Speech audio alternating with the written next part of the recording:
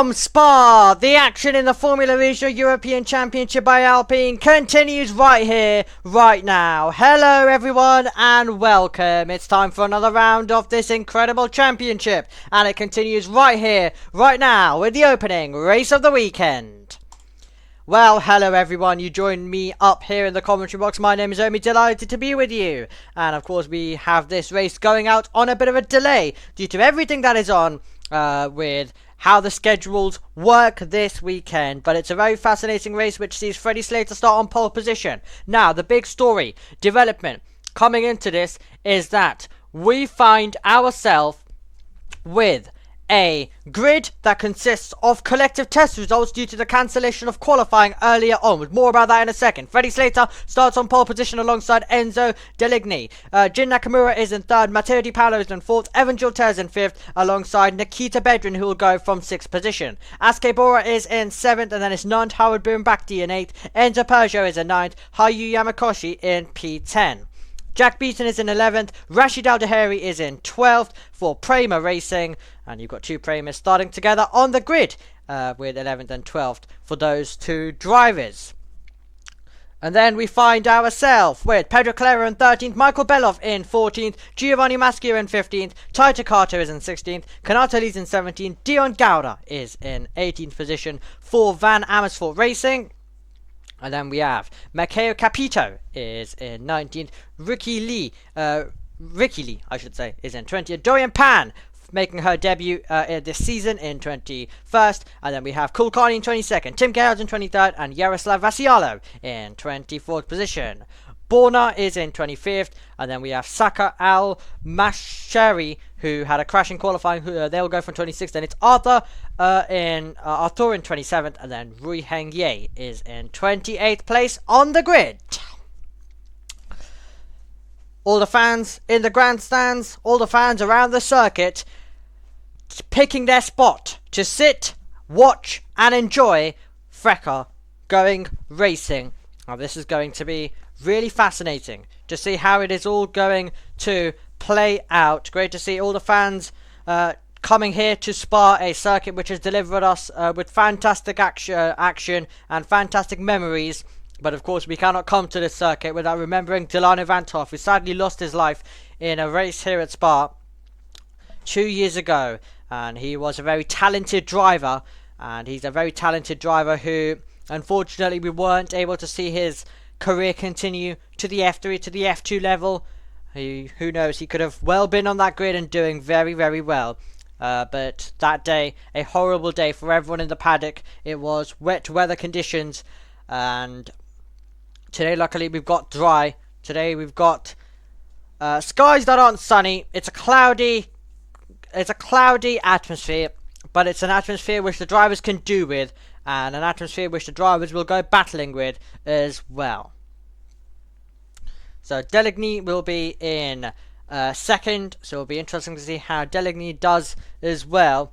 But it's going to be Jin Nakamura in third. Keep an eye on him. Matteo Di Paolo, who was our winner from race 1 in Misano, he'll be in fourth. So it'll be really fascinating to see how that is all going to play out. The formation lap taking place. Oh, we've got a car that stopped. A car is slowing, and someone has stopped in the background of our shot. Sixth place as well. Altogether, pulling together 14 points out of the first weekend. And there's a car currently stood. That's Enzo Peugeot. I was looking to see whether George Morgan could identify, because of course he has a producer in his here assisting him with who stopped. We couldn't actually see the car number, but of course it just cut to it now. Enzo Peugeot, as George Morgan mentioned, but we couldn't actually see it. So I was wondering whether someone was able to get some information on whether we were able to see that car get going or not. But in terms of who was it, we found it out. It was Enzo Peugeot. So that's disappointment for the driver who was set to find himself starting. I'm just taking a look right now on my timing screen. He was set to start in 9th place. Unfortunately, not to be the case for him. Well, he'll try to recover to his grid spot. He was able to get going. So yeah, I think he's making his way through. He's trying to make overtakes now. So he's trying to make some overtakes now.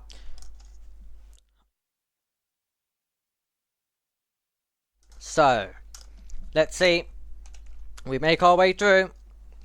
GB3's also at Zandvoort this weekend, the Porsche Mobile 1 Super Cup. You're going to see this premiered, but we've got the Porsche Super Cup quality that's also premiering later on in the day with their qualifying session from earlier on. There's just so much on, meaning that we can't do it as soon as possible, and it can't come out sooner, but we'll make sure that it comes out as soon as possible on other weekends. They're all navigating their way through. We're about to make our way onto the grid and set for a brilliant race in FRECA once again. Around Spa, a circuit which has delivered us. Oh, it's getting super tight as Enzo Persia tries to recover all of those places. They were all concertining up in the background down towards Blanchimont. We're about to get this race going, and this race about to get going after a lot of waiting, a bit of a delay to the schedule as well in terms of when this race was supposed to get underway to actually when it did. So it means that we're slightly behind, but still we're going to bring you hopefully the 30 minutes of racing. Still hopefully that'll all go to plan, and hopefully that'll all go the way we want it to.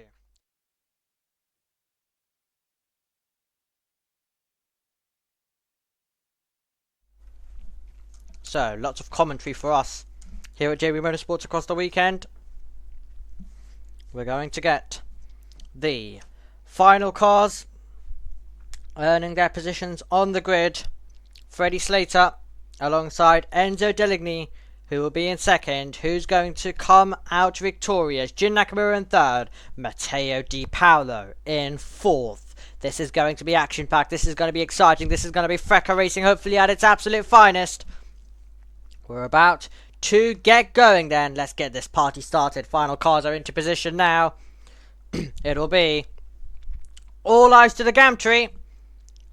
And then the drivers will put their foot down and go racing. Green flag at the back. Here come the lights.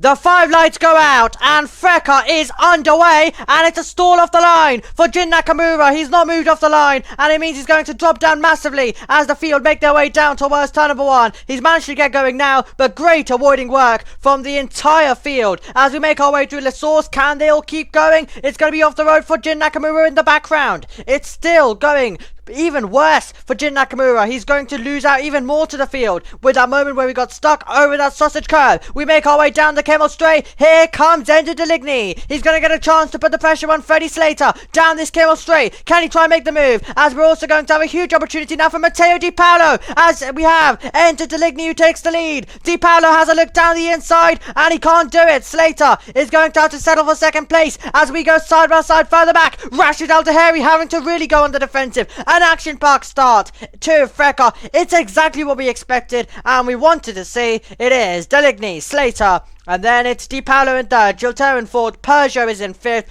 Bora is in sixth, Yamakoshi, Birnbachti, Al-Taheri and Beaton is our top 10. All action-packed start, all action stuff to the race there. Enzo Deligny, exactly what he wanted off the line, and Freddie Slater, well, he found himself under quite a lot of pressure, didn't he? Quite a lot of pressure coming in for Enzo Deligny once he got the move done. Of course, it was Slater who came under the big pressure, having to maintain that position. Couldn't maintain it for long, could he?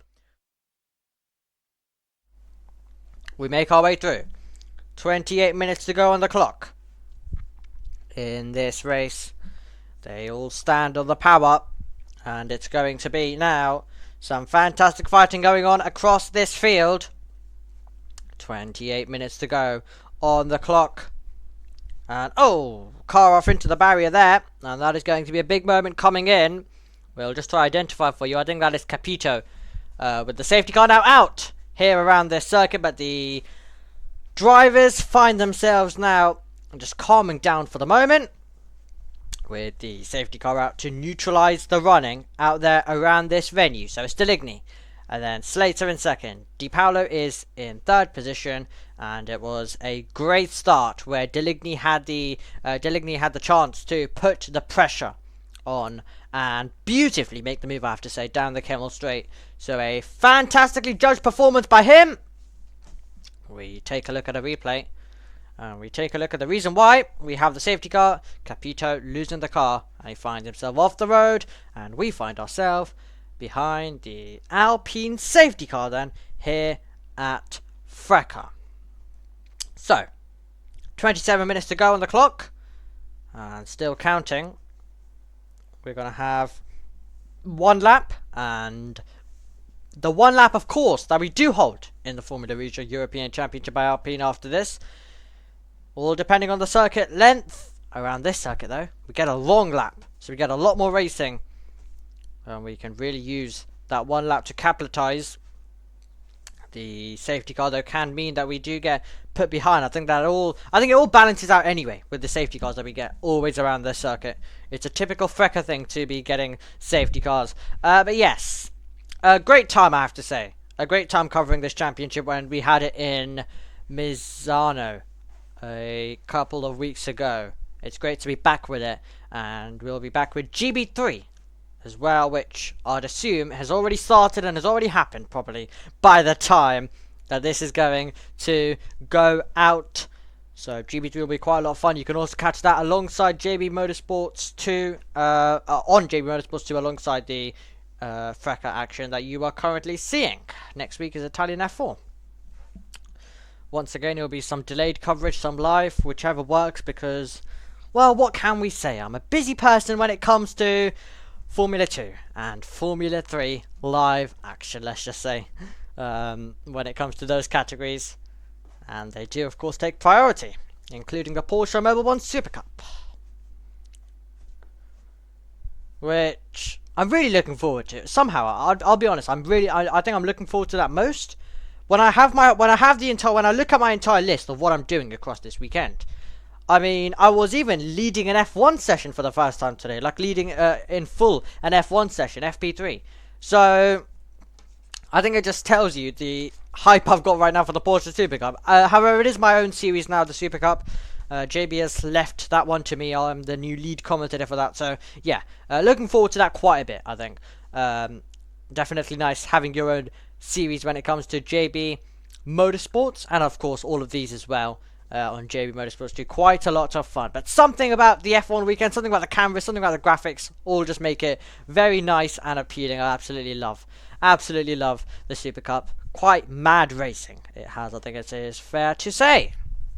So Enzo Deligny is going to try his best to maintain this position in terms of being the race leader. Slater will give it his all to try to take it away. It's going to be a fantastic fight all the way to the finish. It's going to be exciting. It's going to be action-packed. I cannot wait to see how it's all going to unfold. But right now, though, we are behind the safety car in this FRECA race. So we currently get to a bit of a waiting phase to see in terms of what we're going to get. When will the safety car be coming in? And when are we going to see? So the field continues to navigate their way around. The safety cars coming in at the end of this lap is our message by race control as well. And it's exactly the message that we want to hear, because we want to get going with this race. We've had lots of time of just waiting. But now it's time for action. Now it's time to see. Well, to quote Joshua Birch, and you know, that's his phrase, so I'm going to give him the credit as well. But I'm not using it for the race start. So, Capito then, a big disappointment for him with that moment. By the way, the timings, I know they look quite ugly. Where is it? That way? That way? That way? I'm not doing it right, am I? There we go. Perfect. Yeah. So I've completely lost what I was gonna say. That's exactly what happens when I try and go off topic, everyone. There you go. There's a story of that. But yeah, I think I was gonna say something about, what was it, FRECA? Well, surely, hopefully something about FRECA, considering that's the race I'm commentating. But yeah, that's happens when a commentator completely loses their train of thought. Oh yeah. If I just think about what I was pointing to. Okay, there we go. FRECA timings. We've got, of course, with a change of location, we're not using the ACI Sport timings. We're using these ones this weekend. I had a whole panic attack in terms of figuring that out and not having a proper session where I could set them up in. I had qualifying earlier, which was during a session, but I would have had to just quickly do something to fix it. Couldn't do it then, and then the FRECA race was so delayed that it started when F2 was already underway, so I couldn't fully perfect them. So instead I had to go to I think it was another session on this weekend, and I had to pick 28 drivers and make it so that we could see them all, which by the looks of things we can't as well. So it looks like that's had some late issues, but yeah, timings just being timings, and that's the unfortunate thing with FRECA. GB3's had the same issue, by the way, in terms of timings moving around, but I've actually had time to set that up, luckily.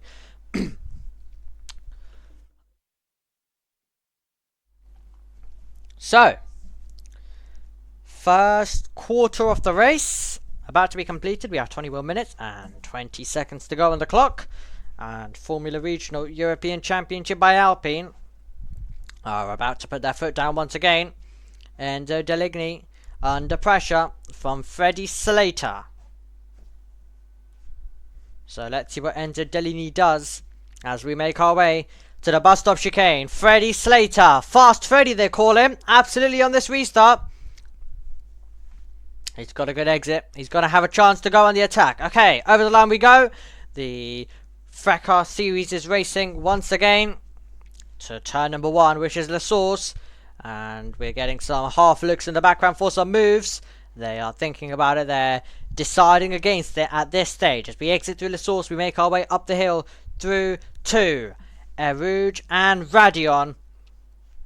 Deligny, Slater, Di Paolo, our top 3. Is there going to be the chance for Freddie Slater, who's going to be tucking in the slipstream, and he's going to get the opportunity to try take the race lead. Also at the same time, Pedro Clare is going to get a chance as well to put some pressure on Nant Howard Birnbachty. Here comes Freddie Slater on the attack. He can't get through into the Lecom chicane. Move still going on further back, round the outside. Pedro Clare makes contact with Nant Howard Birnbachty. They both go off the road, and that was always going to happen after it got so tight. Down to the Lecom chicane. Those two find themselves off and into the gravel trap. They'll try and continue and get going, but that's a big moment with 19 minutes and 50 seconds to go plus 1 lap. Just FRECA stuff basically. So that's a big contact that took place there. Still 19 minutes and 35 seconds on the clock. They make their way through. It is really closely contested, this Formula Regional European Championship by Alpine race. Rashid Al Daheri trying to put some pressure, and he's going to be trying to put a move soon even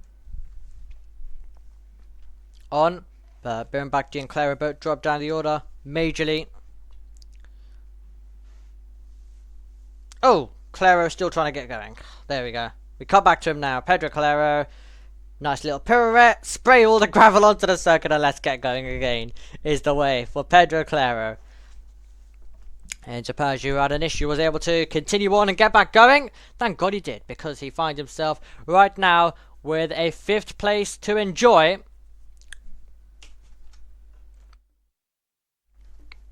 Remember, with qualifying being cancelled, the grid was set from collective tests combined, meaning that we find ourselves with a situation of, let's take a look at a replay. This is Pedro Claro and Nant Howard Birnbachty making contact. That is back tyre to front tyre, and that is round for the Van Amersfoort driver. But yeah, what I was about to say was, as we go back to live pictures, I might not be able to say it because here comes Freddie Slater. Freddie Slater on the attack, trying to get past Deligny, who's going to maintain that position. Side by side we go further back as well, and that is going to be off the road. So that was off the road coming in. So there was an opportunity to try and make a move first of all. Jack Beaton's getting very close. Further back, it's 1/10 in it at the front. 17 minutes and 35 seconds. Deligny just doing enough at this stage. Slater's going to have to look in his mirrors. And Matteo Di Paolo, our winner from the season opener, is in contention. It's close to making an overtake. Around the outside, we'll try. That'll be a super move. Around the outside. And that is going to be... Who was that? Making up so many overtakes there. That is Enzo Peugeot, I think, who went all the way around the outside. That's unbelievable. On the attack for Peugeot. Well, I think he may have lost some and then gained them back. Unbelievable. We are side by side. To the Blanchimont complex we go. Wheel to wheel stuff. It ended poorly for the Porsche Carrera Cup that we're out here. Aldehari's looking for an opportunity. Peugeot's directly ahead right now. And we come out of the final corner and down the start-finish straight once again. Bora doing his absolute best. Peugeot gets ahead of them. Peugeot is now losing the place to Bora, so Nikhil Bora gets by. Rashid Aldehari. Can he put some pressure on?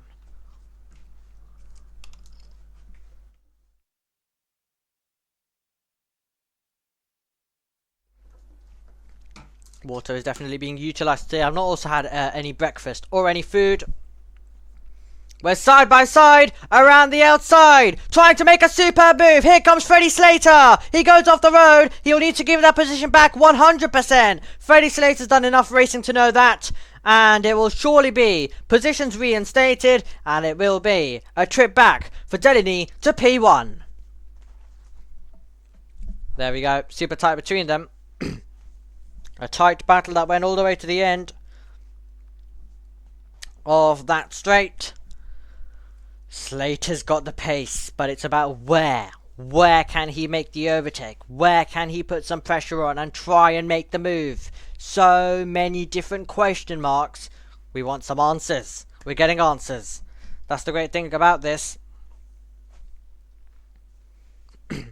We are currently taking a look at 14 minutes and 55, 54, 3, 2, 1. As you can currently see, to go in this FRECA opening race. We've got a driver tracker for this as well, which is quite nice. I mean, it's not much useful, is it? It's hard to identify still. Not the most easiest thing I've ever been given in my life, that's 100%.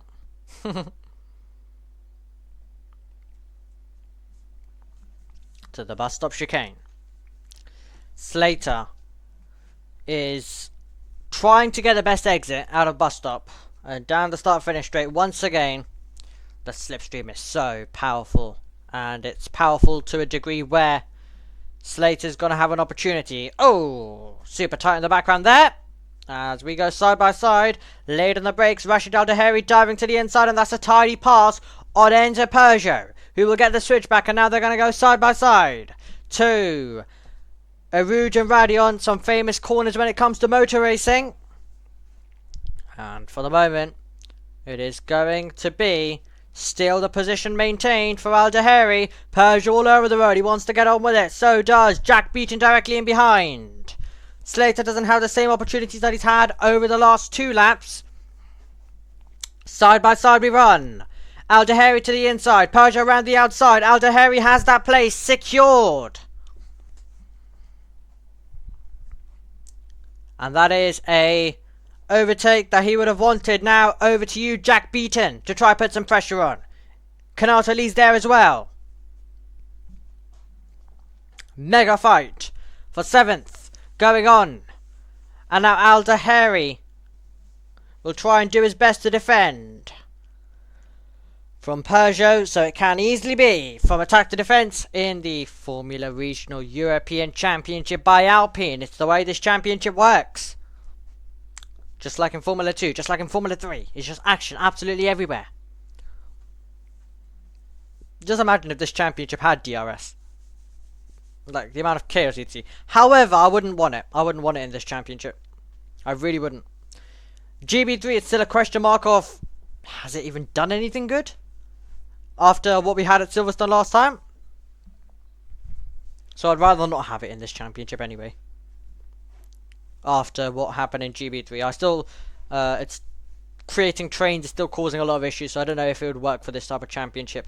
I think we see enough action anyway, and enough overtaking, and enough chances for the drivers around a circuit like this, especially. And hopefully the new car will be able to follow close. I think that's the main thing that this championship can do. All out of shape in the background for Enzo Persia, and it means he's under massive pressure, and Jack Beaton's got by. Canal-Tali's going to have the chance. That's a battle that goes on for 8th, 9th and 10th. We're taking a look at another Prema. That is Freddie Slater, though. Freddie Slater's going to have the chance through a Rouge and Radion. He's closing in. Look at the overspeed he's got. He's already pulling alongside. That is unbelievable stuff. Look at the speed from Freddie Slater. He's absolutely got that position way before the slipstreaming properly began down this Kemmel straight. He's trying to break the toe. Freddie Slater hits the front. Delaney tries to fight back into Lecombe. Slater's got that position. And it's for keeps as well. And the momentum he had through a Rouge was absolutely incredible. By the time he got to Radion, he was already alongside and by. Super stuff with 11 minutes and 10 seconds to go, plus a lap. Freddie Slater, you just find ways to amaze me that you don't often get.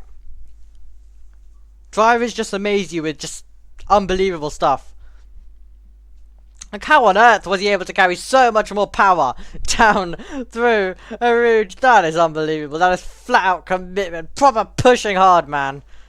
Oh, I love it. I love it.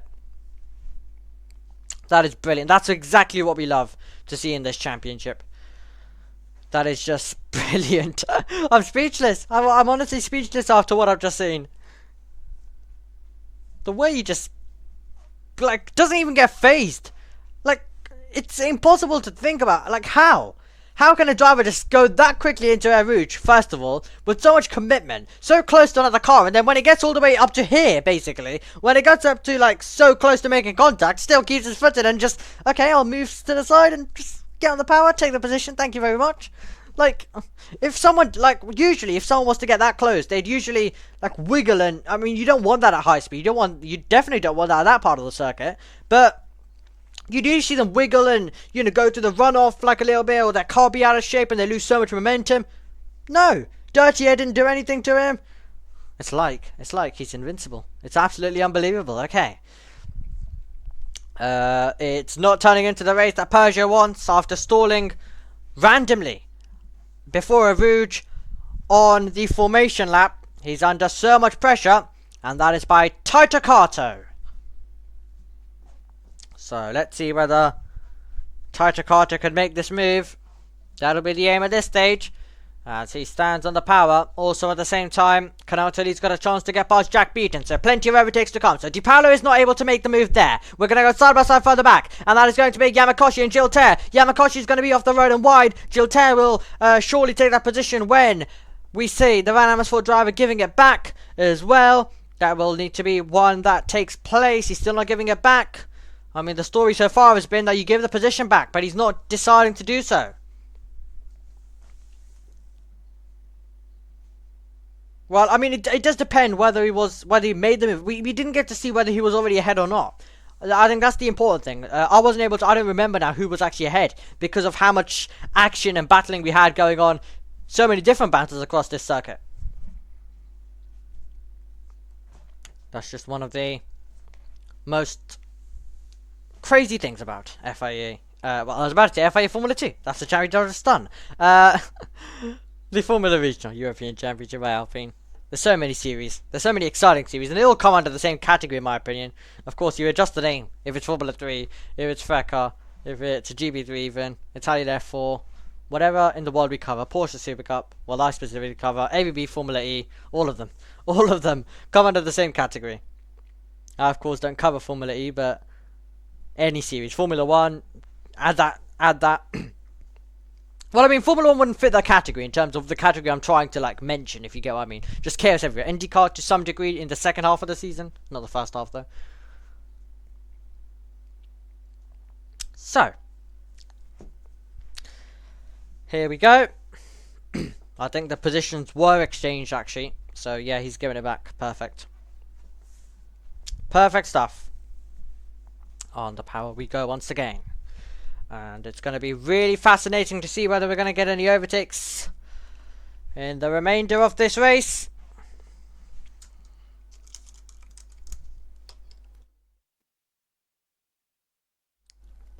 We are seeing side by side. This is the battle for second place. Matteo Di Paolo to the outside line. Can he get by? He's going to back out of that one. Can he get the switch back in the up and under? We're side by side further back as well. Yamakoshi behind Gilter. Bora in the mix as well. So Bora in 6th. He's waiting for the chance. He's waiting for a chance to be able to get by. But the action definitely continuing here in this championship. The action that we saw last year around this venue. Definitely taking place once again.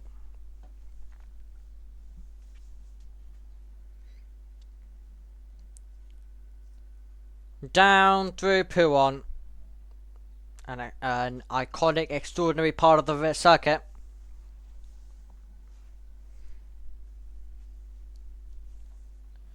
Aldeheri 1.6 seconds behind.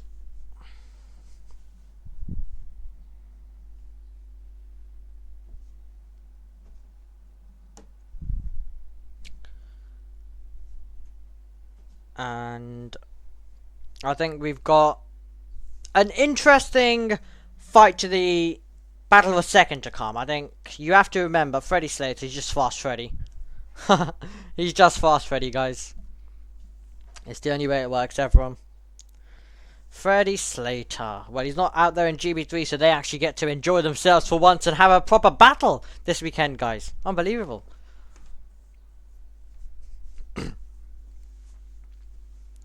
We are making our way through to turn number 1 once again. Don't worry, guys, I'm very excited for this. I've been looking forward to this race for a while. It's just when you cover so much, tiredness starts getting to you. JB's feeling the same way.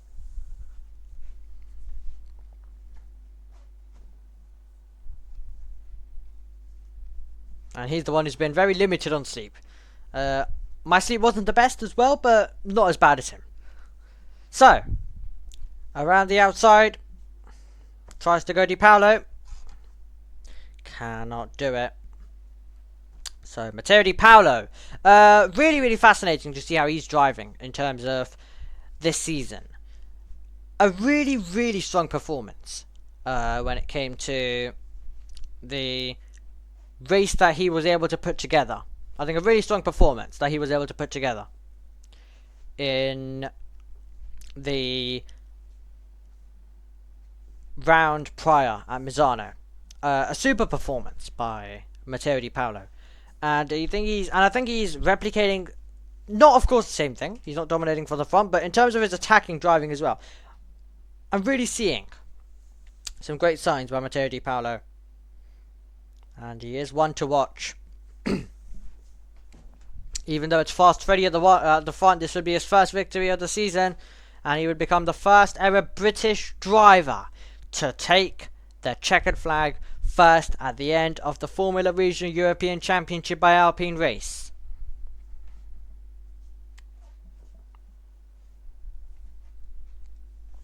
Through the Blanchimont corner to the bus stop chicane. Di Paolo, Deligny, nothing between them as we make our way through. 3 minutes and 20 seconds, time is ticking in this FRECA race.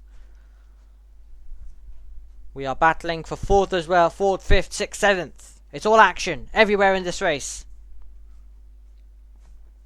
Oh, that's wide in the background. Super, super wide. Gravel's being kicked up as well. So, to Rouge, to Radion. Aldeheri is currently finding himself 4/10 away. Yamakoshi is going to have a chance, and Di Paolo has got by. Di Paolo has got through, and he's made the move. He's going to have to defend until Lacombe will be able to do so, and that will be another place gained for Matteo Di Paolo. We were praising him and talking about how he brilliantly dominated in Misano from the front. Now he's made a brilliant overtake as well, with the slipstream finally able to get by after a couple of laps. He's going to run out of opportunities to overtake Slater, but I think he can be pretty happy with his performance today. that he has delivered. 2 minutes and 5 seconds. Just the usual stuff, everyone. Of this.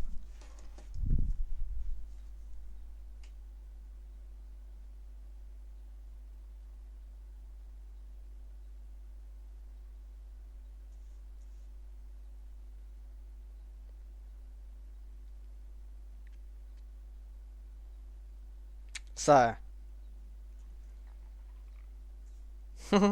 just receiving a little message. JB asking for my Super Cup. Jason as well. Just away. Okay. 1 minute and 13 seconds. We're battling everywhere in the field. That's late in the brakes. Oh my word, how was there not big contact there, as we saw Taito Kato trying to find a way by. Unbelievable stuff. That was super late in the brakes and very nearly contact coming in.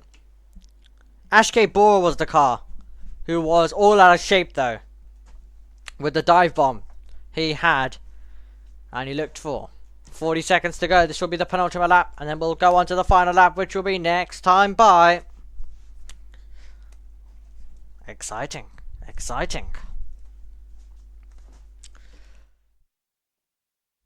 We're battling for second. Can Delaney get by? De Paolo hangs on for the moment. All action stuff behind as well.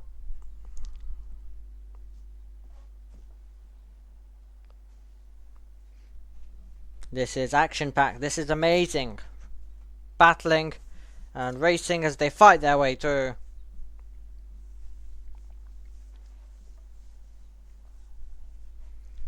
Dorian Pan doing nothing special right now at this stage of her first race. She's just running in 19th at this stage, everyone. So, just updating you in case you're one of our F1 Academy viewers who are joining us. Great to have you. I'm sure you'll be coming over to GB3 as well. Which, if you haven't already seen our Race 1 coverage, make sure you go watch that one. As that will be quite a lot of fun. And it'll be quite interesting to see how that is going to play out and how she's going to be able to do. Slater making his way to the last few corners on the penultimate lap. We're about to see history, everyone. We may be running out of energy due to or just due to how tired we all are. But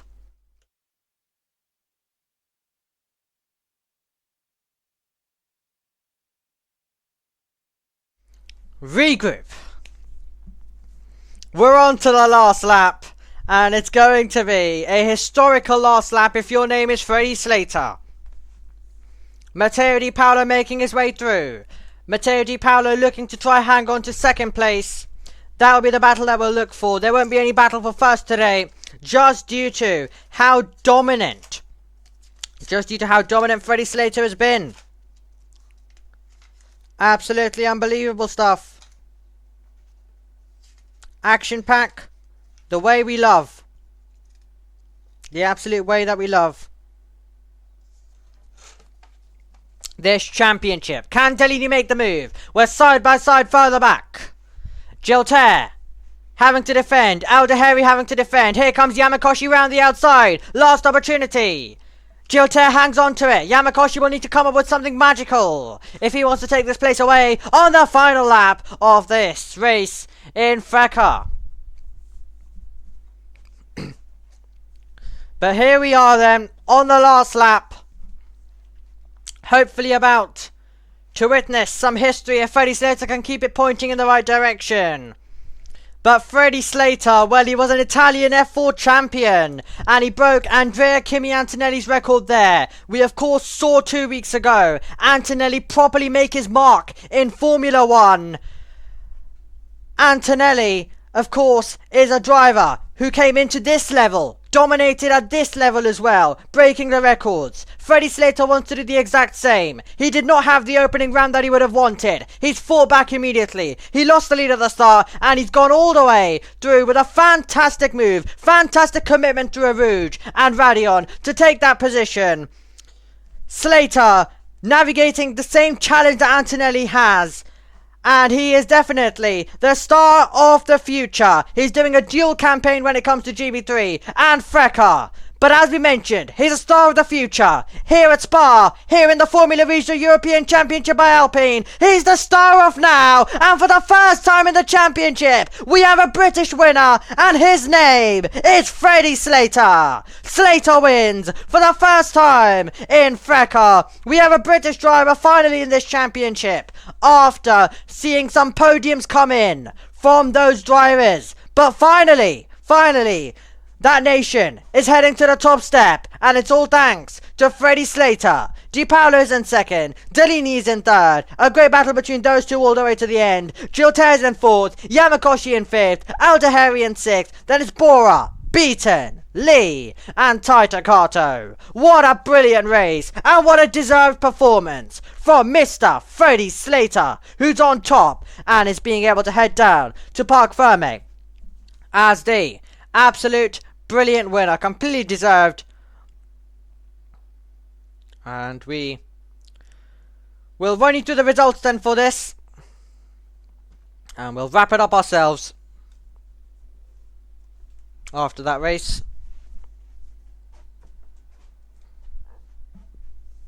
Freddie Slater being directed, of course, in Parc Ferme in a few moments, getting congratulated, of course, by Di Paolo.